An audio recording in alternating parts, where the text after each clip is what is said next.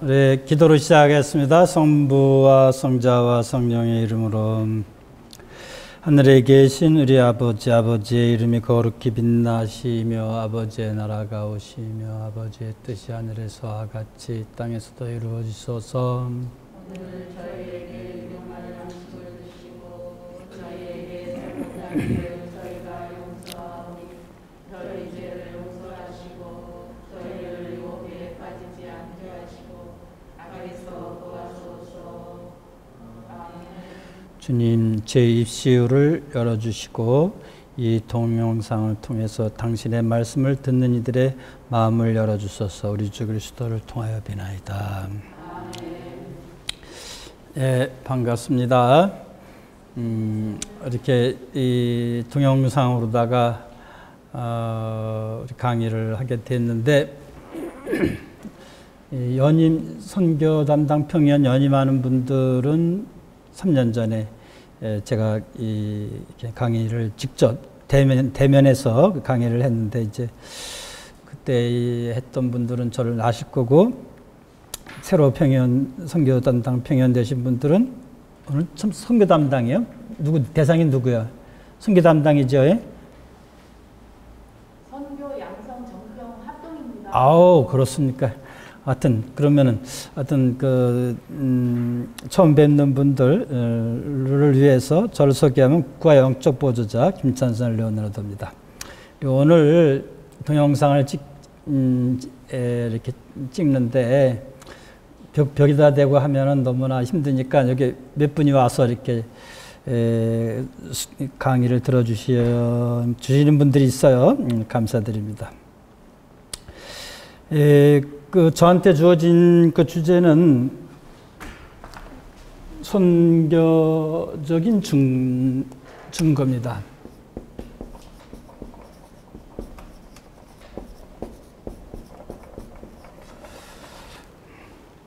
그러니까 지난 3년간 우리 제소 프란시스코의 목표가 증거하는 삶이었기 때문에 이제 3년을 이렇게 이제 갈무리하면서 이제 여러 가지 증거의 삶에 대해서 이제 얘기를 나누는데 이제 저는 선교 차원에서의 그 증거 그 강의를 하게 되었습니다.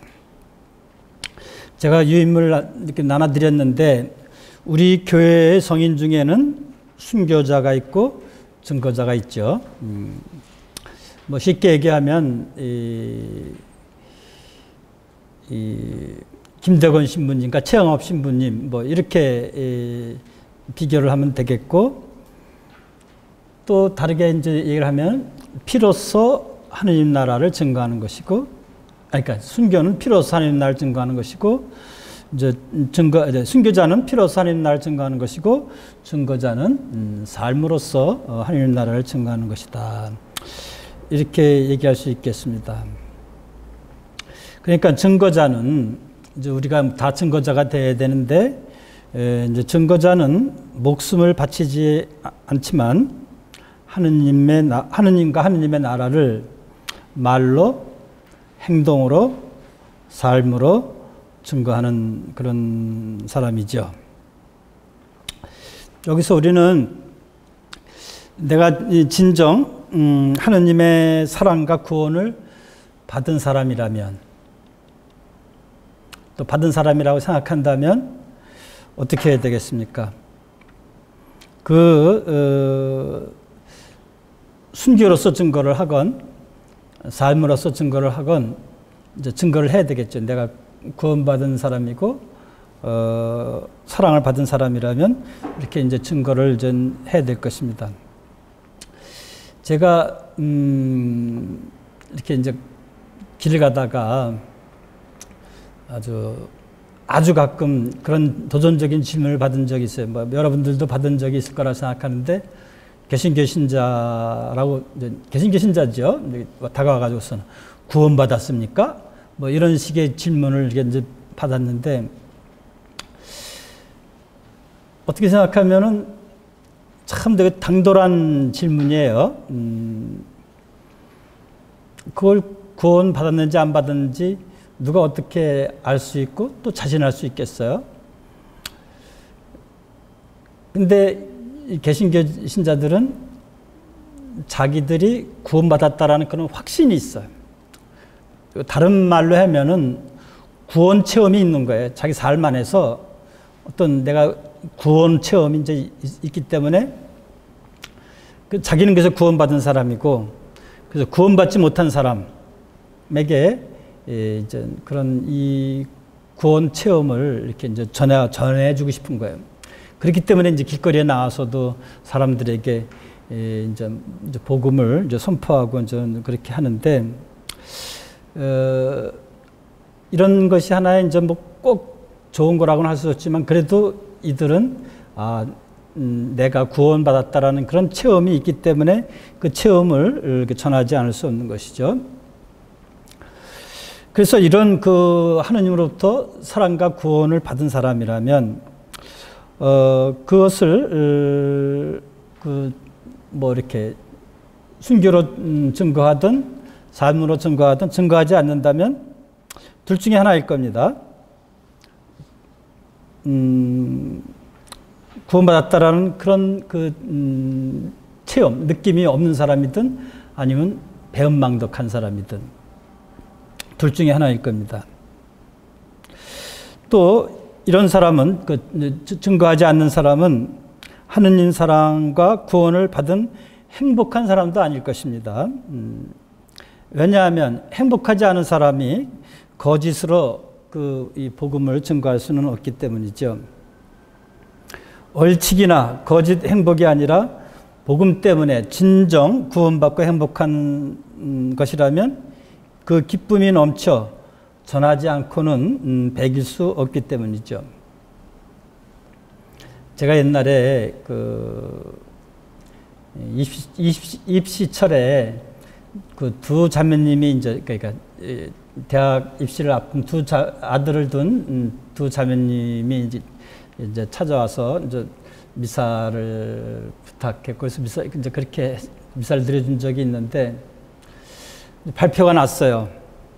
발표가 나고 난 다음에 한 자매님으로부터 뭐 이렇게 이제 막 화가 나서 이제는 전화를 받았어요. 그래서 막 씩씩대길래 내가 미사 드렸는데도 떨어져서 화가 나가지고 전화를 했나 보다 생각하고 있었는데, 그게 아니고 같이 둘이 왔는데 자기 아들은 떨어졌고 다른 자매님 아들은 붙었어요. 그런데 이 붙은 그 자매님이 저한테 전화한 떨어진 자매님한테 전화를 해가지고서 너무 자기 아들 붙은 거에 대해서 막 이렇게 그걸 내색을 한 거예요. 그러니까 기쁨을 어떻게 그럴 수 있느냐 이거지 저한테. 예? 아무리 기뻐도 그렇게 떨어진 나한테 그런 전화를 해가지고 그런 기쁨을 이렇게 내색을 할 수 있겠냐. 참 그 얘기를 들으면서 그때 이제 뭐 참 그 자매가 잘못했다 그런 생각도 들었지만, 기쁨이 너무 넘치면 누군가한테 얘기를 할 수밖에 없는 건데, 너무 기쁘면 누군가한테 너무 기쁜데 아무한테도 얘기할 데가 없어. 그러면 그 기쁨이 오히려 슬픔이 돼요. 예를 들어서 뭐 아들이 뭐 판검사가 됐는데 그렇게 바라던 뭐 부모님이 다 돌아가셨어. 마침 얼마 전에 돌아가셨어. 그러면 그 기쁨이 오히려 슬픔이 되는 것처럼, 이렇게 내가 기쁨이 넘치면 누군가한테 얘기할 수밖에 없어요.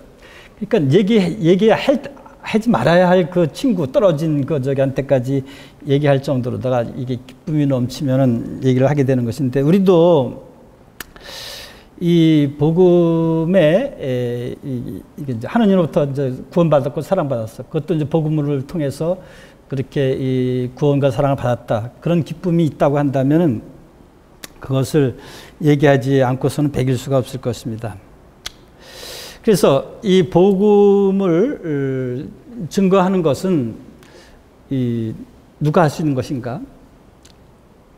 구원 체험, 사랑 체험, 이런 것이 있는 사람. 그렇기 때문에 행복한 사람. 사람만이 그 기쁨을 이렇게 저는 전할 수 있는 것이죠. 이것이 또 한 측면이라면 또 반대의 측면도 있어요. 그러면 복음은 그런 체험을 한 사람만 증거할 수 있는 것인가? 반대의 것도 있다는 것이죠. 반대로 이 복음을 실천하고 전함으로써 오히려 행복의 길을 시작하고 완성하는 길을 갈 수도 있는 것이죠. 내가 행복하기 위해서 이제 복음을 이제 실천하고 전하는 것이죠. 제가 옛날에 이제 아주 오래전 얘기인데 이제 결핵 환자들을 위한 일을 할 때 그때 이제 결핵 환자들을 돕기 위해서 이제 에더케라는 그 후원회를 조직을 했어요. 이제 자매님 중에서 한 분이 보통 자매였어요. 뭐 강남의 자매였는데 맞으면 뭐 사업을 자매인데도 불구하고 사업을 했고 그 사업을 통해서 뭐 자녀들 잘 이렇게 키우려고 했고 이제 그런데 하여튼 뭐 그 사업을 너무 크게 하다가 이렇게 이제 망했고 자살 시도까지도 했고 뭐 이제 이런 게 이력이 있는 분인데 그 어떤 체험이 있어가지고서 자기가 지금까지 살던 그런 그 세속적인 성공 그것이 이제 그것을 이제 그런 삶을 이제 바꾼 것이죠. 그것을 그 쓰라림을 이제 체험하고 난 다음에 이제 다시 신앙 쪽으로다가 관심을 돌렸고 그래서 이제 그런 자기 삶의 전환하는 차원에서 이제 그 결핵 환자들을 돕는 그 일을 하게 됐어요. 그러면서 이제 자기가 이제 그 전에 느끼지 못했던 그런 그 행복을 이렇게 이제 느꼈다고 하면서 그러니까 사실은 이런 사랑을 실천하는 그 삶이 이제 행복해서 사랑을 실천한 것이 아니라 행복하기 위해서 내가 그런 사랑을 실천하는 삶을 이렇게 했더니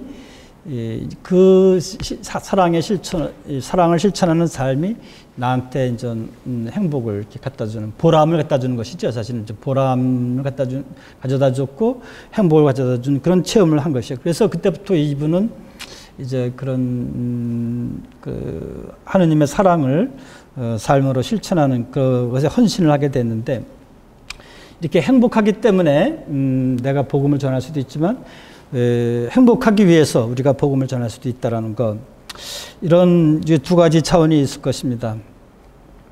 하여튼 어떤 차원에서건 내가 이미 이제 복음 때문에 하느님 때문에 구원 체험, 사랑 체험을 했고 또 행복하기 때문에 그 복음을 전가할 수도 있고 또 반대로 내가 행복하기 위해서 우리는 복음을 전가하는 삶을 시작할 수도 있겠습니다.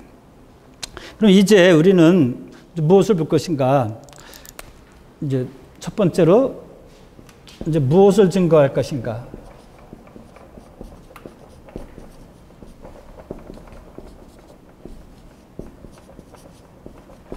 이거에 대해서 보겠습니다.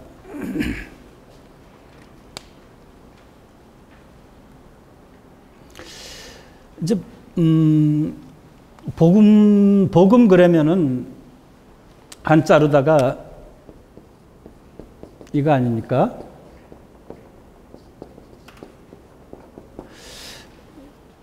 복음 그러면 이게 이제 행복 복자, 이제 행복의 말씀이다라고 이렇게 이제는 할 수 있고 또는 뭐 우리는 보통 기쁜 소식이라고 이렇게 이제 할 수 있는데 이제 이것이 이제 왜 기쁜 소식인가?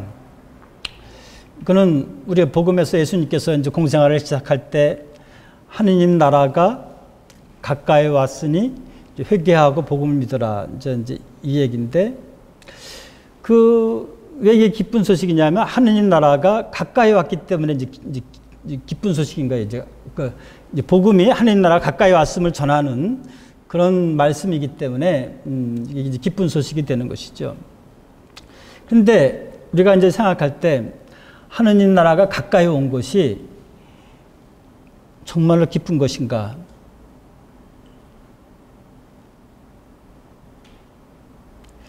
하느님 나라가 가까이 온 것이 재앙인 사람들도 있는 것이죠. 기쁜 소식이 아니라 재앙을 알리는 그런 것이 있는 것이죠. 이 세상에서 뭔가 누릴 것을 다 누리는 사람, 이 세상에서 성공을 하려는 사람에게 하느님 나라가 이제 가까이 온다는 것은 이 세상의 끝을 알리는 것이기 때문에 그것이 아마 재앙이 될 것이죠. 이건 마치 그런 예수님께서 오시는 것이 죄 지은 사람에게는 이제 심판이 되지만 이제 사랑을 실천한 사람에게는 즉 이 하느님 나라에 같이 들어가는 구원이 되는 거, 뭐 이런 것과 마찬가지로다가 하느님 나라가 가까이 왔다라는 것이 모두에게 다 기쁜 소식은 아닌 것이죠. 그런데 이제 우리는 그것이 하느님 나라가 가까이 왔다라는 것, 이것이 기쁜 소식이라는 것을 그것을 이제 사람들에게 이제 전하는 것, 이것이 이제 증거라고 할 수 있겠습니다. 첫 번째 증거라고 할 수 있겠고요. 두 번째는 이 복음이라는 것이 바로 하느님 나라 가까이 왔다라는 것을 전하는 것인데, 이 복음이야말로 진정한 행복을 가져다 두는 것이다라는 것을 또 이렇게 이제 믿는 사람들이 그것을 믿지 못하는 사람에게 전하는 것이다. 사실 그런 인간의 이제 모든 인간의 그런 인생의 목표는 행복이잖아요. 이제 이 행복인데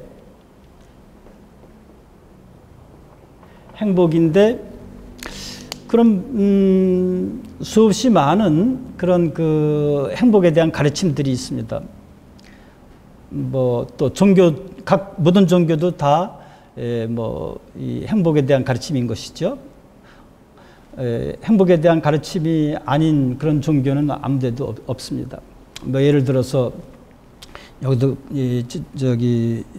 유인물에도 했지만 유교는 안빈낙도를 뭐 이렇게 얘기를 하죠. 안빈낙도의 그런 행복을 얘기하는 것이고, 뭐 도교는 무의자연의 그런 행복을 얘기하는 것이고, 또 불교는 뭐 해탈의 그런 행복을 얘기하는 것이고, 어느 종교도 그런 행복을 얘기하지 않는, 또 행복의 길을 얘기하지 않는 종교가 이제 없는 것이죠. 그런 여러 그런 행복에 대한 그런 가르침이 있는데, 이 복음이야말로 가장 참된 행복의 그런 길을 알려주는 그 가르침이라는 것을 그런 체험을 하고 그런 확신이 있는 사람들이 이제 그것을 이제는 증거하는 것이겠죠.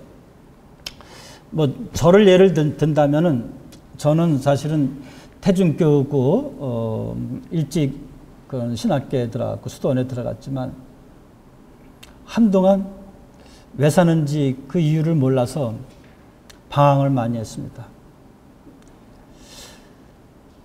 살아야 할 이유를 찾지를 못했어요. 이 세상 너무 고통스럽고 또 죄와 악이 너무나 많고, 이런 세상을, 고통스러운 이런 세상, 이런 죄와 악이 이렇게 많은 세상을 내가 왜 살아야 할까?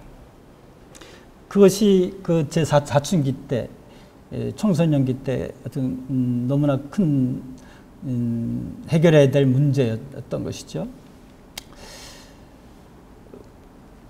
그래서 이런 답을 찾기 위해서 왜 살아야 하는지, 어떻게 살아야 되는지 답을 찾기 위해서 사실은 제가 이제 신학교도 들어가고 수도원 들어왔다고 할 수 있는데,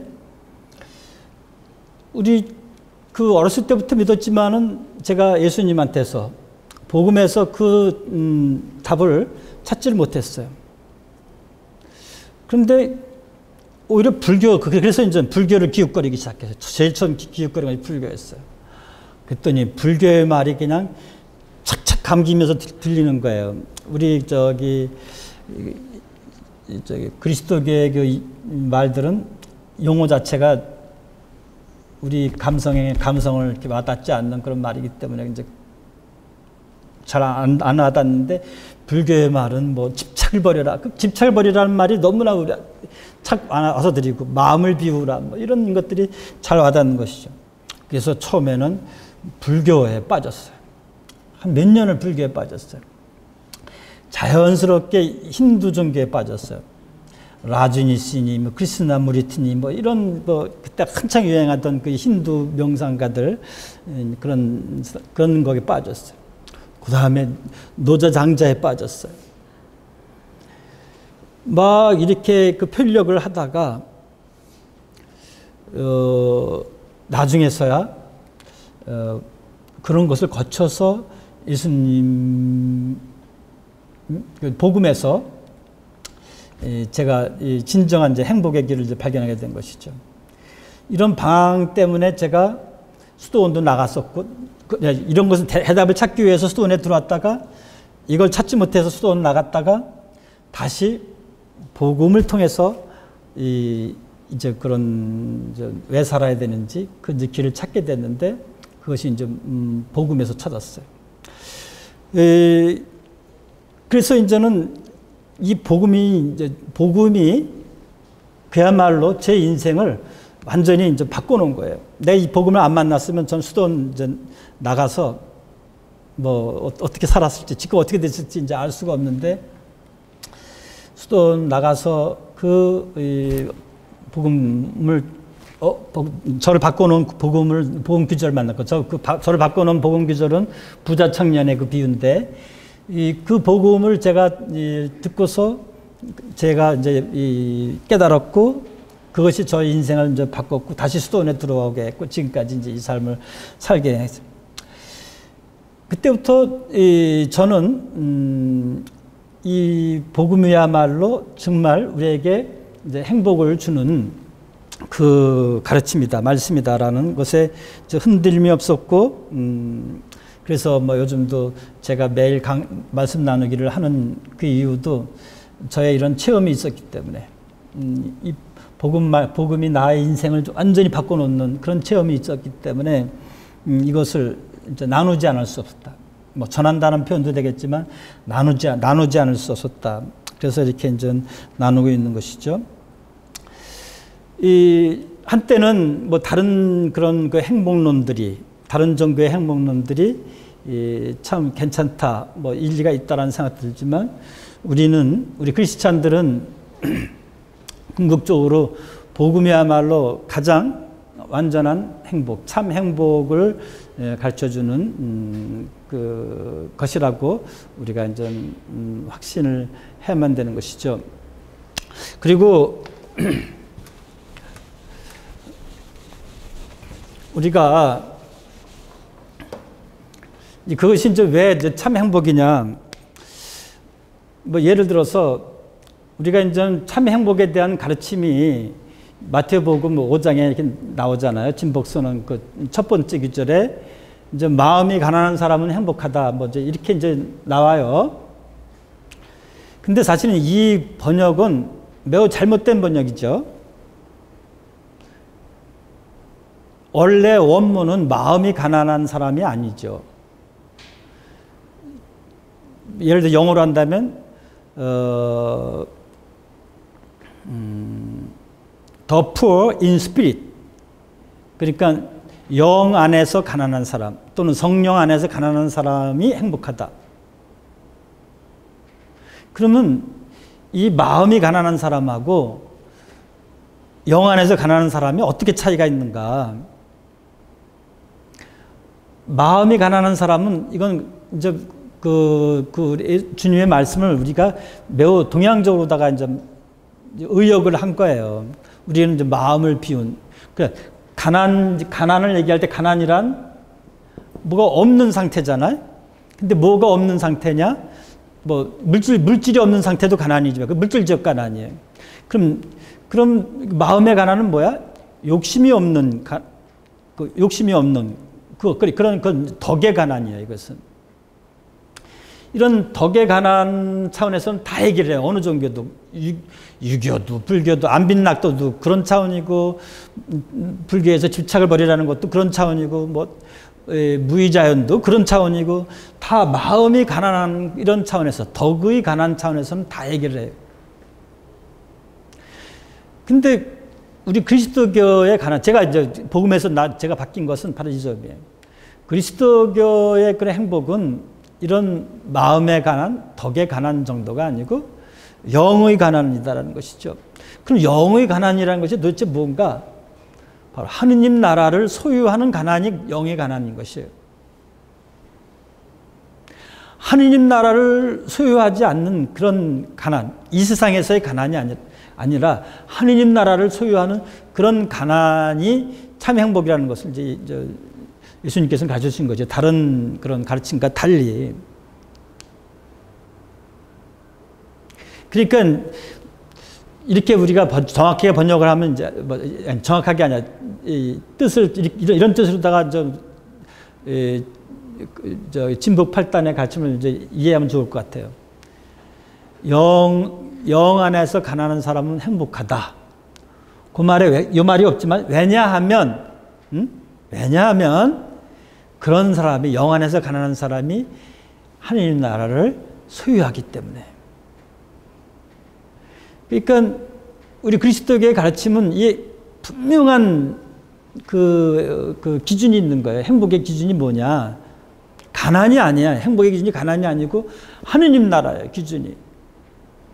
이 하느님 나라를 소유해야지만 그것이 참 행복인데 이 세상에서부터의 행복뿐만 아니라 저 세상까지 이 통틀어서 완전한 행복을 주는 그런 참 행복인데 그런 참 이 세상에서부터 시작해서 저 세상까지 참으로 행복하려면 어떻게 되느냐? 영 안에서 가난해야 된다. 하느님 나라를 소유하는 가난, 그런 성령 안에서의 가난. 이제 이런 그것을 우리는 이제 무엇을 증거할 것이냐 얘기할 때 바로 이 하느님 나라의 행복을 증거해야 된다는 거. 그러니까 다른 행복론하고 똑같은 행복을 전해서는 안 된다는 거. 그저 불교에서 말하는 뭐 마음을 비우라, 욕심을 버려라, 뭐 이런 정도, 이런 거는 누구나 다 하는 거다. 제가 뭐 자주 하는 얘기지만 새해가 되면은 저한테 새해 복 많이 지으소서 뭐 이렇게 인사하는 우리 신자들이 있어요. 이거 불교식의 인사죠. 우리는 불교는 그랬잖아요. 성불하세요. 성불하세요라는 말이 뭐예요? 부처가 되세요 이 말이잖아요. 부처가 된다라는 것은 또 무슨 뜻이에요? 깨달은 사람이 되십시오. 뭐 이거예요. 뭘 깨달은 사람? 뭐 여러 가지 왜 우리한테 고통이 있는지 그걸 깨닫는 거, 어떻게 하면 고통에서 벗어날 수 있는지 깨닫는 거, 어떻게 하면 행복할 수 있는지 깨닫는 거, 그 어리석음에서 벗어나는 거, 뭐 이제 이런 거 이제 그걸 깨달은 사람, 그런 걸 깨달은 사람이에요. 그래서 이렇게 그런 불교에서는 자기 복을 자기가 짓는 거예요. 수행을 통해 가지고 깨달음으로써 자기 증득이라고 그랬죠. 그거 똑같은 인사를 하고 있는 거예요. 우리 천주교 신자가 저한테, 수도자인 저한테 새해 복 많이 지으소서. 물론 새해 복 많이 돼. 복농사 망치면 안 돼. 근데 우리는 어떻게 해야 돼? 일단 복을 받아야 돼.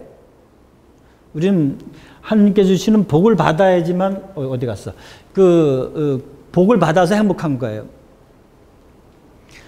그 복을 받아서 우리가 행복 농사를 진다면은 그 복을 받아서 잘 이렇게 가꾸는 거, 은총으로 말하면 그 은총을 낭비하지 않는 거, 사랑으로 얘기하면 그 사랑이 더욱더 자라게 하는 거, 뭐 이런 것이 우리가 이제는 뭐 행복 농사라고 할 수 있겠지만, 근본적으로는 우리는 복을 받아야지만 행복하다는 거. 그 복 주시는 분이 바로 하느님이라는 것. 그런 그 하느님 나라의 행복을 우리는 살아야 한다는 것. 이런 것을 우리가 이제 증거를 해야 될 것입니다. 이제 무엇을 증거할 것인지 다음으로다가 이제 어떻게 이제 그것을 어떻게 증거할 것인가?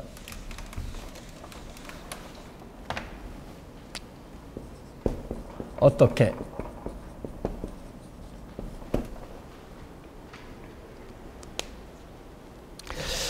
어떻게 증거할 것인가에 대한 답은 말할 것도 없이 프란치스칸적으로, 그것도 재속 프란치스칸적으로 증거해야 할 것입니다. 그렇다면 무엇이 프란치스칸적인 것인가? 프란치스칸적인 증거는 프란시스코가 받은 소명에 있습니다. 프란시스코가 받은 소명을 압축하는 그것이 있죠. 산 다미아노 십자가에서 들은 그 말씀, 그것이 바로 우리 프란시스칸 소명을 압축하는 것이라고 할 수 있는데, 그때 그 산 다미아노 십자가에서 들은 그 하나님 주님의 말씀이 무엇이었습니까?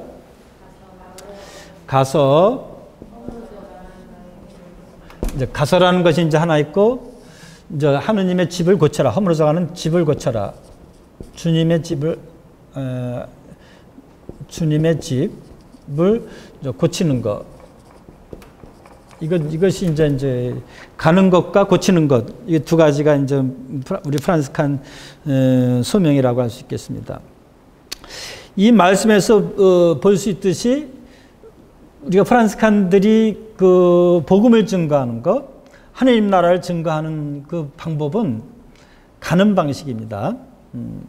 이것은 분도회하고 분명하게 이제 구별이 되는, 분도회는 정주적인 그런 것이라고 한다면, 우리 프란시스칸들은 이렇게 그 파견되어 가서 증거하는 이런 것입니다.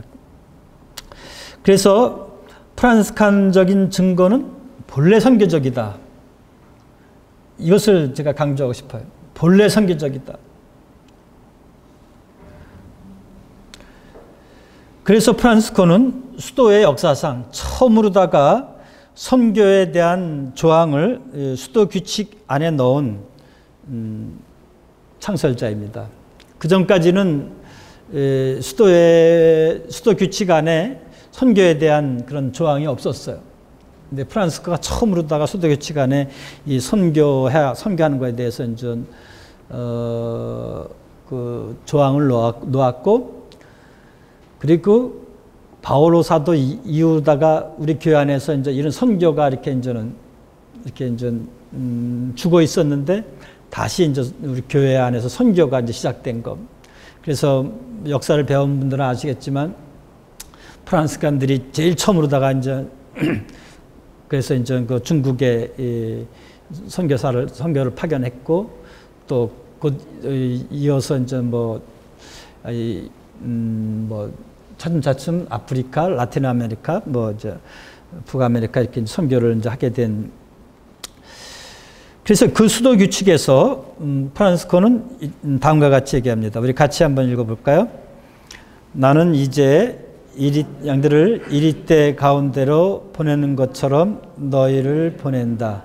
그러므로 뱀처럼 슬기롭고 비둘기처럼 순박하게 되어라. 그러므로 하느님의 영감을 받아 사라산인들과 다른 비신자들 가운데로 가기를 원하는 형제는 누구나 자기 봉사자여 종의 허락을 받고 나서 갈 것입니다. 그리고 파견되는 형제들은 그들 가운데서 두 가지 방법으로 영적으로 지낼 수 있습니다. 한 가지 방법은 말다툼이나 논쟁을 하지 않고 하느님 때문에 모든 피조물에게 사람 되고 그리스도임을 고백하는 일입니다. 다른 방법은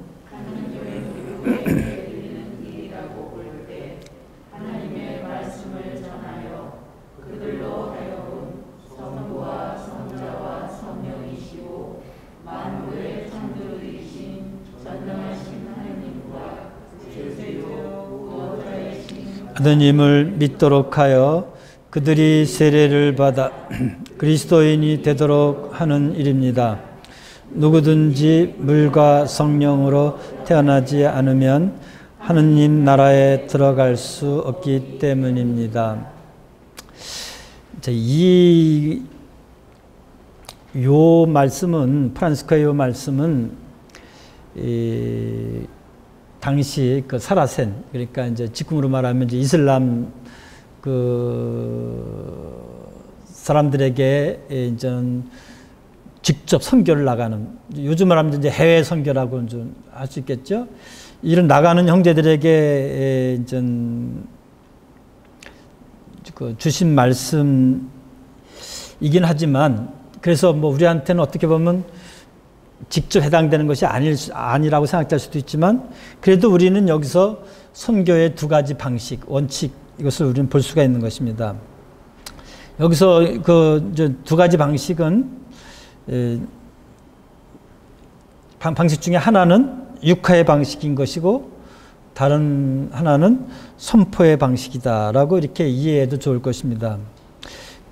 프란스코가 이 회칙에서 표현을 이렇게 했어요. 하나는 그냥 적극적으로다가 나는 그리스도교를 선포하지 않고 그냥 그들 가운데서 같이 사는 것. 저는 이것을 육하의 방식이라고 얘기했어요. 그냥 뭐 그리스도교, 뭐 교리, 신학, 뭐 이런 것을 입으로 얘기하지 않고 그들 가운데 사는 거예요. 신달같이 싸우지 않고 그냥 평화롭게. 그러면서 그냥 같이 사는 이 사람이 그리스도교 신자라는 것만 이렇게 이제 알게 하는 것. 그들 가운데 사는 것. 이것이 그래서 저는 육하의 방식이라고 표현을 한 거고, 또 하나 할 수 있다면 프란스코는 그렇게 얘기했죠. 입으로 고백하고 성부와 성자 성령의 이름으로 세례를 주라고. 할 수 있다면 그렇게 해서 할 수 있다면. 이것은 좀 적극적인 선포의 방식이죠. 이것은 우리가 지금 사는 가운데서도 두 가지 방식으로다가 우리는 선교를 할 수가 있는 것입니다. 첫 번째, 육하의 방식을 보겠습니다.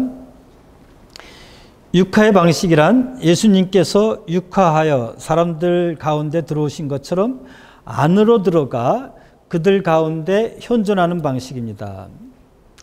자, 안으로 들어가는 것, 그들 가운데 현존하는 방식인데, 이것이 이 프란스코가 처음에 했던 방식이에요. 그러니까 이제 마태아 사도 축일에 가서 그리스도의 복음을 전하라는 그 말씀을 듣고 이제 그때 이제 적조로 이렇게 가기 전에 그 전까지 프란스코는 어떻게 살았어요? 이제 회개의 삶을 사는데 은수자처럼 나병한 자들 가운데로 들어가서 그들과 함께 자비를 실천하는 그런 방식으로 살았죠. 이것에 대해서 프란스코는 이렇게 이제 회고를 합니다. 같이 읽어보겠습니다. 주님께서 나 프란시스코 형제에게 이렇게 회개를 시작하도록 해 주셨습니다. 죄 중에 있었기에 나에게는 나병한 자들을 보는 것이 쓰디쓴 일이었습니다. 그런데 주님 친히 나를 그들 가운데로 이끄셨고 나는 그들과 함께 지내면서 자비를 실행하였습니다. 이렇게 이제 얘기를 하는데, 사실은 이 번역이 이 번역을 제가 좀 동의하지 않습니다. 뭐냐면 그 뒤에 보면 주님 친히 나를 그들 가운데로 이끄셨고, 여기까지 좋아요. 저도 동의를 해. 근데 그 다음 얘기가 저는 동의하지 않는 건데, 그들과 함께 지내면서 자비를 실행했습니다. 이렇게 이제 상당히 의역을 한 거예요. 직역을 하면 어떻게 되냐면은 그들과 함께 자비를 실천했습니다. 그들과 함께, 그들 가운데로 나를 이끌어 가셨고, 그래서 나는 그들과 함께 자비를 실천하였습니다. 서로 이렇게 이제 자비를 실천하는 그런 내용인 거예요. 근데 중요한 것은 프란스코는 그들 가운데로 인테르, 그들 가운데로 들어갔다는 것이에요. 우리가 사랑을 실천하는 것, 또 복음을 전하는 것도 두 가지 방식이 있어요. 밖에 있으면서 그들을 도와주는 방식, 또 밖에 있으면서 그들에게 뭘 알려주는 이런 방식이 있는데, 프란스코의 방식은 밖에 있으면서 그런 거, 뭐 나의 일부를 이렇게 뭐 주는 그런 것이 아니라 완전히 그 가운데로 들어가서 그들과 같아지면서 육화하면서 서로 자비를 실천하는, 일방적으로 내가 너에게 자비를 이렇게 이제 베푸는, 옛날 번역은 자비를 베풀었습니다 이렇게 얘기됐어요. 그들 가운데 들어가셨고 나는 그들에게 자비를 베풀었습니다 이렇게 옛날에 번역했는데, 이번에는 그렇게까지는 아니었는데 제가 주장을 강하게 해가지고 이렇게 타입성을 본 거예요. 하여튼 프란스코는 그들 가운데로 들어갔고 그 가운데에서 같이 그렇게 이제 살면서 서로 자비를 실천하는 이런 방식인데, 바로 이것이 이제 육화의 방식인 것이고, 이것을 이제 우리 재속 프란스칸 그거하고 연결시킨다면 바로 재속성이 바로 이 육화인 것이죠. 재속이란 전통적으로 수도원 밖의 여느 사람들과 함께 사는 것을 얘기하는 것이죠. 재속 그러면 그게 이 개념이 어디서부터 나왔냐면은 수도원에서부터 나온 거예요. 이 재속이라는 말 자체는 수도원 밖이라는 뜻이에요. 그래서 이 수도원 안에 있으면 레귤라리스가 되는 거고, 레귤라가 되는 거고, 수도원 밖에 있으면 세쿨라가 되는 거예요. 재속이 되는 거고. 그리고 그 옛날의 회계의 개념은 어떤 거였냐면, 수도원에 들어가면 회계 생활을 하는 거고, 수도원 밖에 살면은 아무리 잘 살아도 회계 생활을 안 하는 거예요. 누가 이런 기준을 만들었겠어요? 수도자들이 만들었어요. 이것이 수도자들이 옛날에 다 신학자이고 영성가들이었기 때문에 교회의 그런 그 회계의 그 개념을 수도자 중심으로 다, 수도원 중심으로 다 만들었고, 수도원 안으로 들어와야지, 수도원 안에 들어와야지만 수도 생활을 하는 것이고, 세상 가운데 살면은 수도원 밖에서 세상 가운데 살면서는 회계 생활을 할 수 없다. 이렇게 이제 기준을 뒀어요. 근데 프란스코가 태어나기 전서부터 회계자들이 이제 생기기 시작했어요. 다시 말해서 이제 회계 운동이 많이 일어났어요. 말하자면 이 수도원 안 들어가고도 뭐 이제 회계를 할 수 있는 뭐 이런 운동이 이제 일어나기 이제 시작하고 있었는데, 그런 회계자들이 프란스코가 등장하자 여러 이제 회계 운동 그룹이 있었어요. 여러 회계 운동 그룹이 있었는데, 프란스코가 등장하자 많은 회계 운동 그룹들이 프란스코한테 막 쏠리는 것이죠. 프란스코처럼 살고 싶다고 이렇게 막 오게 된 거예요.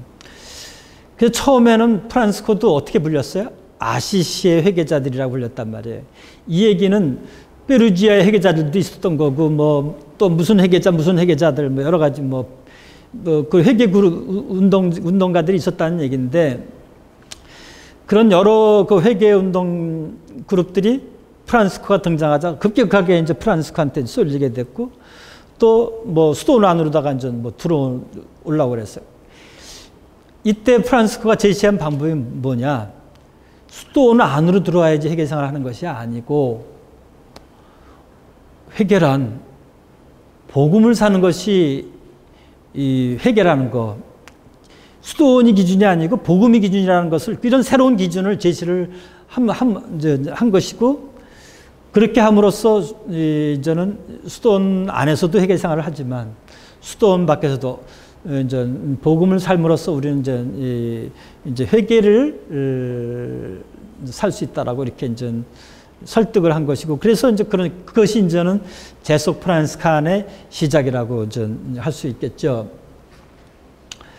그러니까 이 수도원 아무리 수도원 안에서 살아도 복음을 살지 않으면 그것은 회개하지 않은 것이고, 수도원 밖에 살아도 복음을 살면 그것이 이제 회개라는 그런 기준을 이제 한 것이죠. 뭐 얘기를 하려다가 중요한 거 까먹었어요, 지금.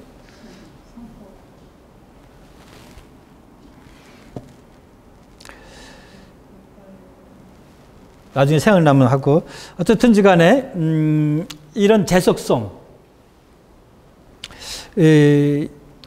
이것이 바로 우리의 이제 육화적인 그런 그 복음 선포이고 이 이제 회개하고 이제 복음을 이제 믿는 그거에 있어서 아주 유효한 방법이다. 재속성이라는 것은 그 유효한 방법이다. 이것을 우리가 이제 불교적으로다가 표현을 한다면 제가 뭐 자주 그렇게 얘기를 하죠.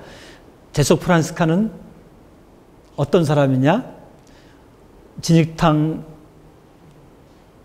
진흙탕물에 핀 연꽃과 같다. 뭐 이렇게. 불교에서 연꽃이 의미하는 것은 뭐예요? 깨달음이잖아. 이게 이제 이 이제 연꽃은 깨달음의 상징, 깨달음을 상징하는 것이고, 아까 얘기했듯이 깨달은 사람이 이제 부처가 되는 것이죠. 근데 이 연꽃이 이런 부처 또 깨달음 이런 것이 그런 것이 이제 어디서 이렇게 이제 꽃을 피우는가? 우리가 얼핏 생각하면은 우리말로 하면 이제 시래라는 것이 있죠. 시래라는 말이 있는데 이게 이제 고어입니다. 이 시래라는 말이 저 깊은 산 속에 맑고 깨끗한 물을 시래라고 그래요. 여기서 이 연꽃은 필 고고하게 필 것 같은데 연꽃은 그런 시래에서 피지 않고 이 저작거리 우리 사는 가운데 그 진흙탕물 가운데 핀다 이게. 근데 그 불교에서 뭐라고 거기에 덧붙여요? 흙탕물에 피지만 결코 그 물에 잠기는 법이 없다. 또 두 번째는 뭐냐? 잠기는 법이 없을 뿐만 아니라 그 아름다움과 향기를 풍긴다. 이거예요. 그러니까 진흙탕에 있으면서도 진흙탕물에 잠기지 않는 것. 이것을 우리로 말하면 뭐가 되겠어요? 세속 가운데 살면서도 세속화되지 않고 향기를 풍긴다는 것은 뭐야? 복음의 향기를 풍기는 것이죠. 그러니까 우리 이 재속 프란스칸들은 세상 가운데 살지만 세속화되지 않고 오히려 이 세상을 복음화하는 사람이다. 그러니까 재속 프란스칸들은 이 복음화와 세속화 이 중간을 사는 경계를 사는 사람들이다. 까딱 잘못하면은 세속화되는 것이고 잘 살면은 이 세속을 복음화하는 이런 사람들인 것이죠. 그래서 어떻게 보면은 우리 수도원 담장 안에 살고 있는 저와 같은 일회원들이 더 겁쟁이들인 거고, 더 복음을 선포에 있어서 더 잘못 선포하는 사람일 수도 있어요. 여러분들이야말로 재속 프란스칸들이야말로 정말 가운데서 이 세속화되지 않으면서 세상을 복음화하려고 하는 그런 진정한 그런 복음 선포자라고 이제 할 수도 있는 것이죠. 하여튼 우리가 이제 재속 프란스칸들이 하는 가장 첫 번째이고 기본적인 그런 복음 선포 또는 증거는 재속성이다. 그 안에 들어가서 같이 머물면서 그 복음을 증거하는 것이다. 근데 제가 이제 거듭거듭 이제 주장을 하지만 지난번 선교 연수 때도 얘기를 했지만 우리가 들어가야 될 제일 첫 번째가 어딘가? 이제 인테르라는 것이 프란스코는 나병 환자들 가운데 이렇게 인테르 안으로 들어갔는데 우리 재속 프란스칸들은 제일 첫 번째로 들어가야 될 것이 어디겠어요? 허물어져가는 나의 가정부터 허물어져가는 나의 집이 이제 집인데 그 첫 번째 우리 가정, 나의 가정부터. 나의 가정, 잠깐만 우리가 잘못하면은 자꾸만 집을 떠나려고, 우리 수도자들을 말하면 참 수도 밖으로 이제 이렇게 나돌라고 이제 하는 그런 것이 있는데, 그럴 것이 아니라 내 가정 안으로 들어가야 된다는 거. 복음을 들고서 그런 복음의 그런 그 가치, 행복 이런 것이 내 가정으로부터 이렇게 이제 실현돼야 된다는 거. 그래서 이런 행복한 가정이 행복하지 허물어져가는 다른 가정의 증거가 돼야 된다는 거. 이것이 우리 제수 프란스칸들이 육화적인 증거 또는 재속적인 증거의 첫 번째 겁니다. 두 번째로 들어가야 될 것이 어디냐? 제가 거듭거듭 주장하는 거, 우리 교회 안으로 들어가야 된다. 우리가 선교를 하면 즉시 뭐 세상 또는 저기 먼 나라 생각하는데, 프란치스코가 받은 첫 번째 그 파견은 교회 안으로 들어가는 것. 교회 안으로 들어가서 교회를 쇄신하는 것. 그러니까 허물어져가는 나의 집을 고치라는 그거였는데, 그것이 바로 허물어져가는 주님의 교회를 쇄신하는 것이었기 때문에 우리가 들어가야 될 것, 성당 안으로 들어가서, 교회 안으로 들어가서 거기서 이 참된 복음을 우리가 이제 사는 것.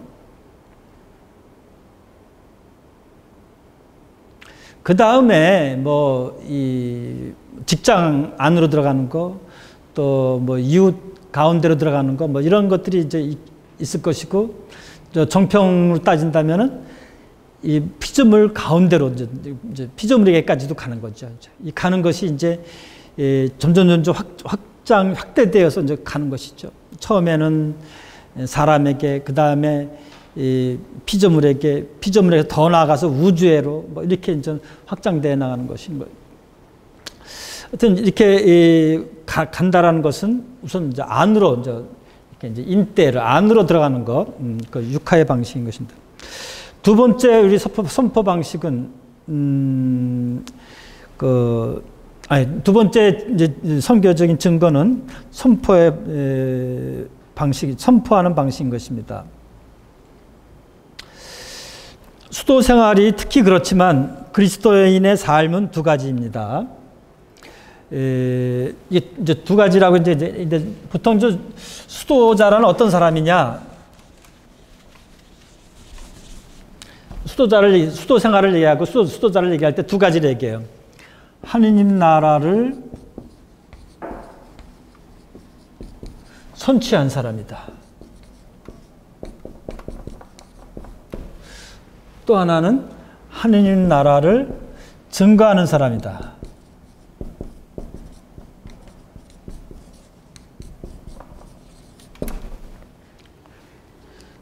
선취라는 것이 뭐예요? 선취. 먼저 소유했다는 뜻이. 하느님 나라를 먼저 소유한 사람들이다. 수도자들은. 그래서 다른 사람들보다 먼저 행복의 길을, 하느님 나라의 행복의 길을 아는 사람들이에요.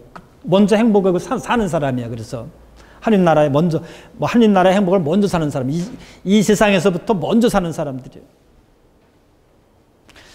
이거를 다른 말로 하면 먼저 자기 복음화가 된 사람이에요.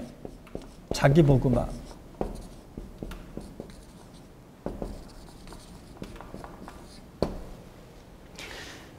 그런데 수도자가 자기 행복만을 위해서 살면 안 돼. 안 돼. 5분 더 걸려. 자기 행복만을 위해서 사는 사람이 아니고 어떻게 해야 돼? 다른 사람들에게 내가 지닌 그 행복, 하느님 나라의 행복을 증거하는 삶을 이제 살아야 되는 것이죠.